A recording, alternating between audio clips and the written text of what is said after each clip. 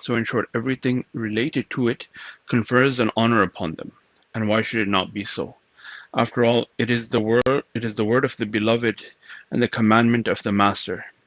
Its dignity excels all worldly honors, however great. The achievement of this worldly life, however splendid, vanish sooner or later, while the splendor and dignity of the Quran is eternal and unbounded.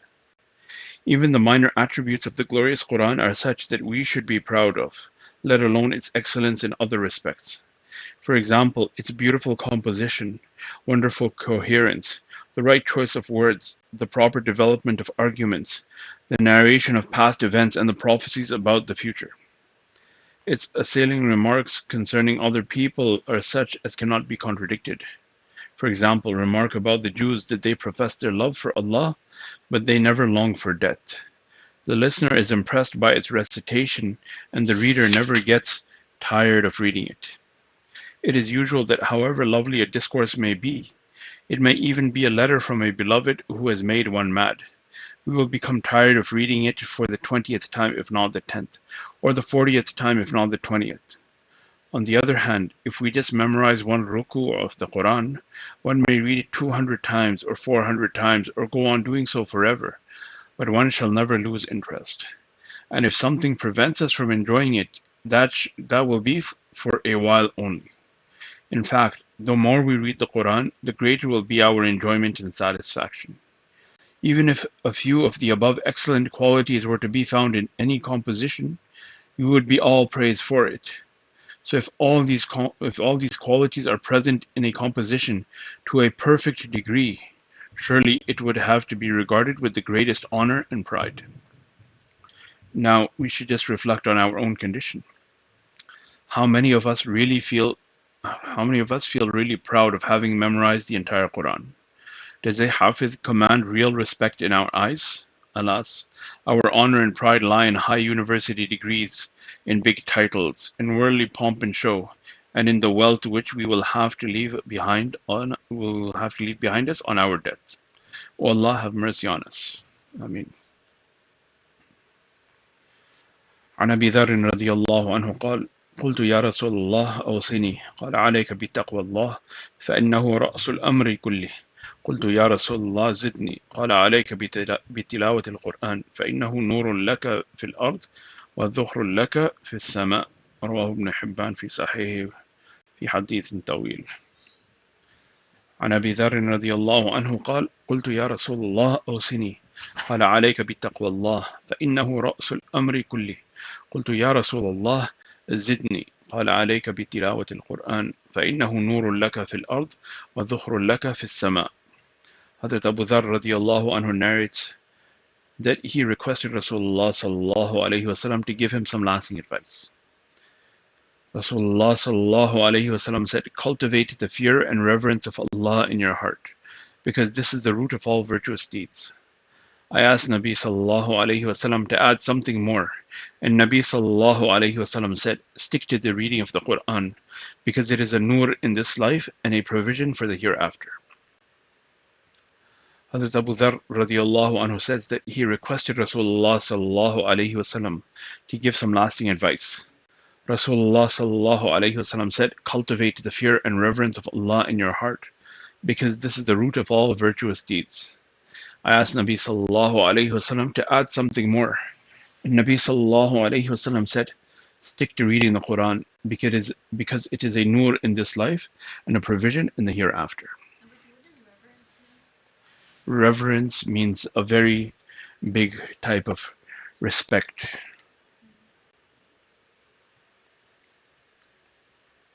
Yeah, I don't know how else to say it. So, for example, just someone, you would have respect for your teachers, but for the head teacher, you would have a higher level of respect. So you say, we have reverence for this teacher, or a religious leader. You have the local imam or whatnot, and then you have the big teacher who is the teacher of all the imams. Then you have him in a next level of respect. So you hold him in reverence. That this is someone who's very, very honored, very respectable. Ji.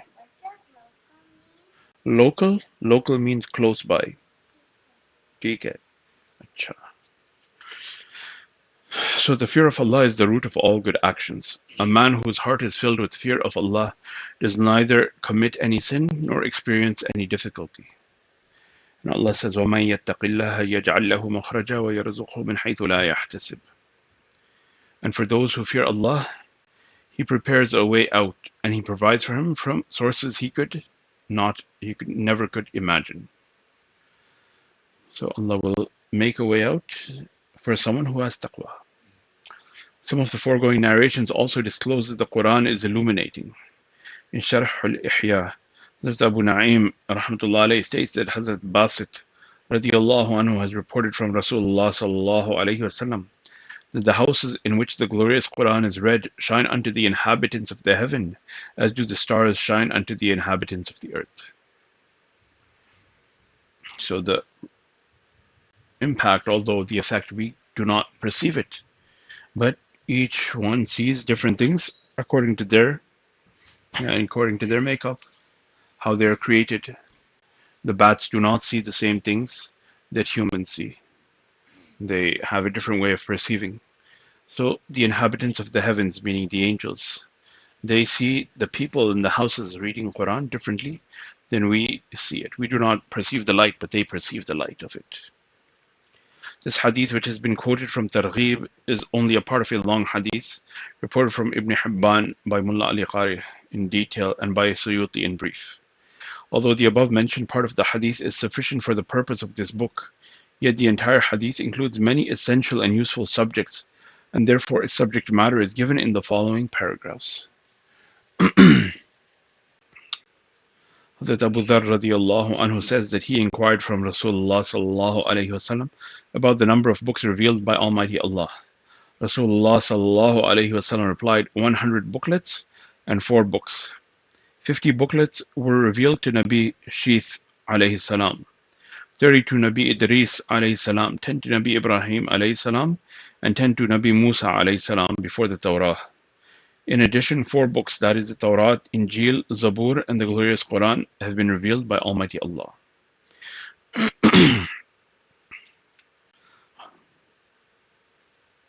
So of all of these, only the Quran remains protected and preserved in its original shape as Allah had revealed it.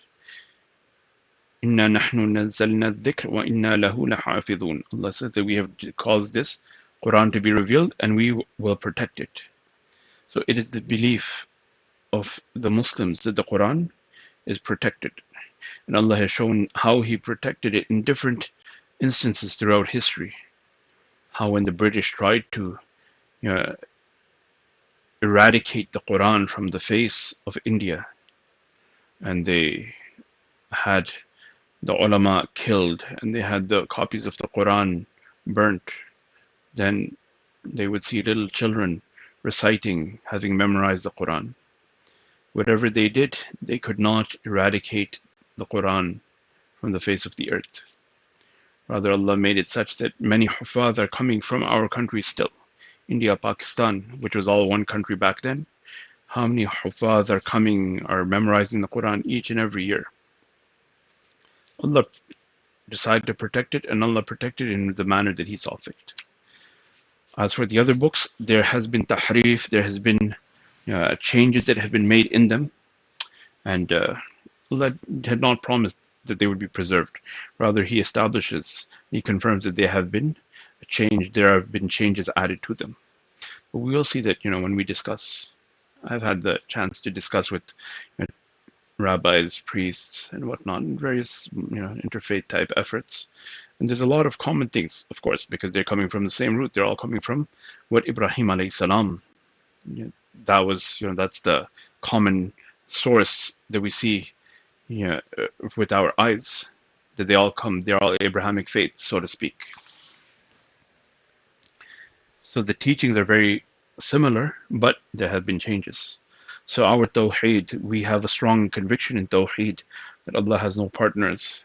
And we have conviction that Rasulullah ﷺ is the final messenger. So these are little things that differentiate us from these other religions. But this is where there's a difference between what has been preserved and what has been changed. So these were these four books, and there was the sahifas, as we call them, the booklets, little things. So inshallah there'll be further discussion in the commentary. G. Booklets are like little books or little informations. G. Suhuf is the plural of sahifa. إن هذا لفي الصحف الأولى صحف إبراهيم وموسى.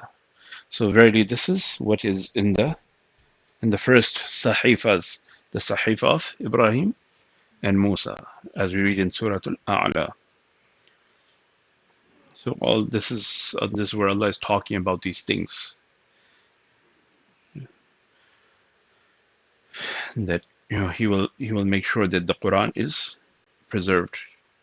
سبح اسم ربك الأعلى الذي خلق فسوى والذي قدر فهدى والذي أخرج سنقرئك فلا تنسى إلا ما شاء الله. So we'll cause it to be recited to you, and you will not forget any of it except what Allah has destined that you forget. So those things which Allah wanted to preserve, those parts of the Quran which Allah preserved, He made sure that it remained preserved. And these topics are touched upon in Surah Al-A'la. And then there's, again, as you mentioned, there's a reference to the Sahifas of Ibrahim alayhi salam, of Musa alayhi salam. Acha, so where were we? Okay. Hazrat Abu Zar radiallahu anhu inquired about the contents of the booklets revealed to Nabi Ibrahim alayhi salam. Rasulullah sallallahu alayhi wasallam replied that they consisted of proverbs.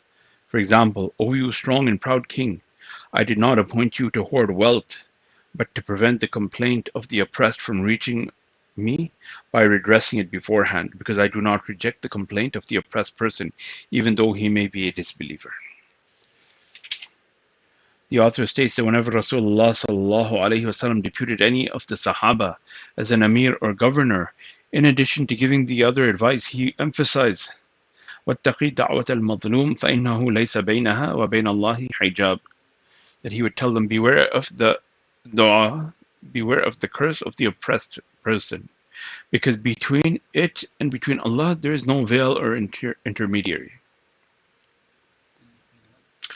The Mazlum, the person who is making, the oppressed person who is making dua, between Allah there's no veil, there's nothing preventing it from reaching Allah. If this person is oppressed, if it's an oppressed person, someone's doing wrong to them, then yes, sooner or later it will be accepted. In whichever capacity that Allah chooses to accept this dua, and with whatever speed, sometimes He will not accept it immediately, or He will not grant it immediately, but He will grant it. So beware of the dua of the Madlum, of the oppressed person, because between him and Allah there is no veil or intermediary. These booklets also mention that it is incumbent on a wise man, unless he is deprived of sanity, to divide his time in three parts. One for worship of his Allah, one for self-reckoning, to consider what acts, good or bad, he did, and one for his lawful earning of livelihood. It is also incumbent upon him to watch his time and be thoughtful about improving his condition, and to guard his tongue against unnecessary and useless talk. Whoever keeps a check on his own speech, his tongue will indulge less in useless talk. So these are very pertinent advices for us, very useful advices for us as Ramadan comes along, that one should divide out his time, and he should make optimal use of his time. And in what should he divide out his time? Like is mentioned, that a person should give a significant amount of his time for the worship of Allah, and he should give some time for self-reckoning, and he should give some time to earn his livelihood. And in other places mentioned that for a person to take time for some halal recreation is also permissible. It's okay that a person takes time for halal recreation. So also it says, also a wise man should not travel except for three purposes. That is, for making provisions for the life hereafter, or in search of livelihood, or for such recreation as is permissible. So traveling for these three things is also, there's scope for it. Huh? To commit a crime. Why else could he travel? Saad asks. For wrong things. To commit a crime, to do something illegal. These are the only, either permissible things or recommended things. But there are things which are haram for which people will travel. Either they're conducting some haram transaction, or they're going to commit a crime, or either they're going to commit a murder. These are things that a person, he should not be traveling for them. समझ गए? This brings up another topic, slightly off, but sometimes people say that yeah, it was a good thing that I wanted to do, so I didn't ask anyone. I just did it. Kind of, it reminds me this Urdu proverb, "Neki or pooch pooch." Like, you only ask about good things, man. You only make a mashura about good things. I was like, all right, brothers, I need to make a mashura. I was thinking of robbing a bank. What do you think? Like, obviously it's haram. You're not gonna go rob a bank. It's just wrong. There's no question about it. You don't do it. So you only ask about good things. You only make mashura about good things. You only make istikhara about good things, good or permissible things. What does istikhara mean? It is a namaz, or not necessarily a namaz, it's a dua, or it can be done in the shape of namaz, where a person asks Allah, what good thing should I do? What will give me good? Samajh gaye? Like you make istikhara, Ya Allah, is it better for me to eat the celebration cookie, or is it better for me to eat fajio, or is it better for me to eat Oreos? You say, Allahumma inni astakhiruka bi'ilmik wa astaqdiruka biqudratik wa as'aluka min fadlika al-azim fa innaka taqdiru wa la aqdir wa ta'lamu wa la a'lam wa anta 'allamul ghuyub. Then you ask Allah, Ya Allah, should I eat chocolate celebration, or Oreo, or Fajio? ठीक है. You ask Allah, what is better for me? समझ गए? Istikhara literally means what is asking for good.